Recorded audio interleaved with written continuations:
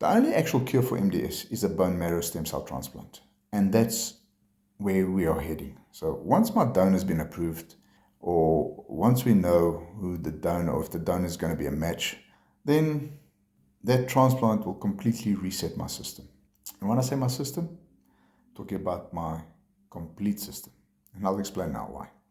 First, the doctors obviously they have to use a high-dose chemotherapy to intentionally destroy my immune system.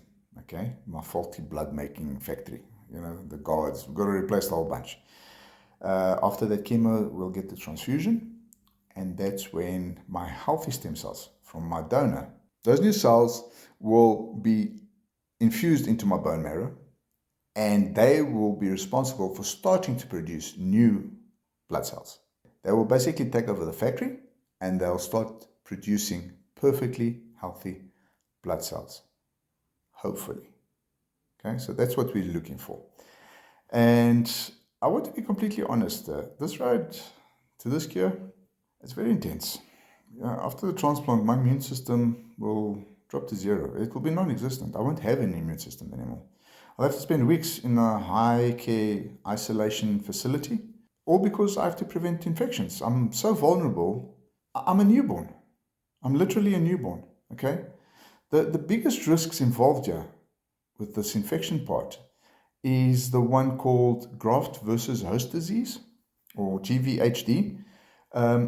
This happens if the new donor cells view my body as a foreign entity, an alien, and try to attack it. It will affect my skin, my liver, my brain, my kidney, my gut, you pick an organ. It will affect all of it. And managing it requires a delicate regimen of heavy meds. Okay, so the nausea, the diarrhea, you name it, the irritation, the hair falling out, all that gets mitigated with additional meds. Because of these variables, the success rate depends heavily on my state of mind, on my state of health, on my level of fitness, and it also depends on how my body handles or relates to the new cells in the first few weeks. So I'm assuming the first 14 or so days is the most critical part of this, because that's when grafting begins happening, when your new stem cells begin grafting to your original system and they start becoming one. But statistically, the success rate, also the survival rate of this, is between 30 and 70%.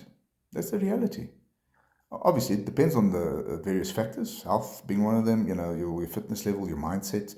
Mindset's very important in this. And I've been doing my damnedest to keep my head on straight. Okay? But it's tough.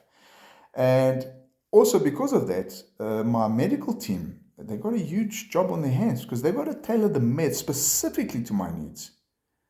Post-transplant, everyone's different. Every patient has a different reaction to the transplant, to the meds. There's a different reaction, so they have to mitigate that immediately. And if you don't, there's not much room for error here. If this transplant succeeds, not if, I believe it will. When this transplant succeeds, my life's going to change completely.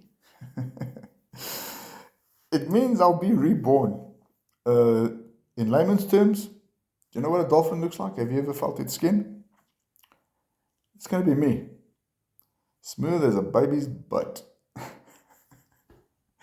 Yeah, and I'll have a head to match. Yeah, but that's the reality of this shit. Anyway, I'll have a completely new immune system. And that means that my donor, his DNA, his blood type, are going to be mine.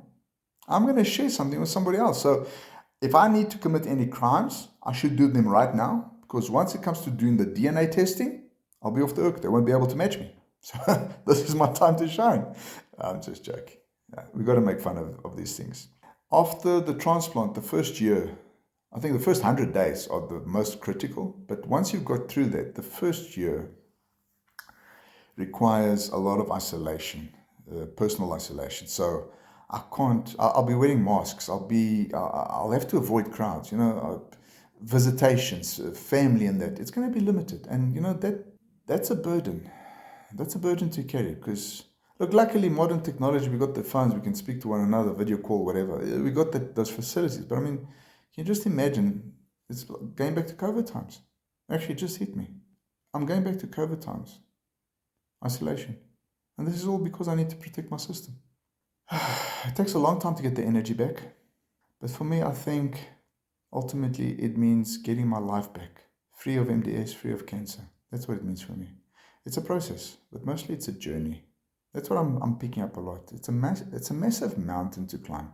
But know exactly what I'm facing. It helps me prepare for the fight. And I have been preparing like crazy. I have an incredible medical team, what some of you have done for me. But my biggest fears are the unknown journey. I know I'm going to come out on the other side, but what price am I going to pay to get to the other side? That's my fear. I know who I am today. I know what I'm capable of. Am I going to be the same person? Probably not. Will it be for the better? Probably yes. Am I ready for that? I have no clue. I say I'm ready, but if you think about it in deep state of mind, nobody knows. They might act brave but this is one that really sorts out the boys from the men. And I thought I was a man. Turns out I'm a little boy. I'm going to become another one very soon. Anyway, I'm going to have to do my vaccines all over again. That's one I forgot. All the vaccines I received as a child. My childhood vaccines, polio, measles, all that crap. I have to do that again. I mean, yeah. Anyway, look, I hope this video has given you some insights of what people like me, the journey we have to go through, of what we face daily. If you have any questions still, let me know. I'll try and incorporate something into this again that makes it more sensible. But until then, Miguel signing out. Catch you on the next one, eh?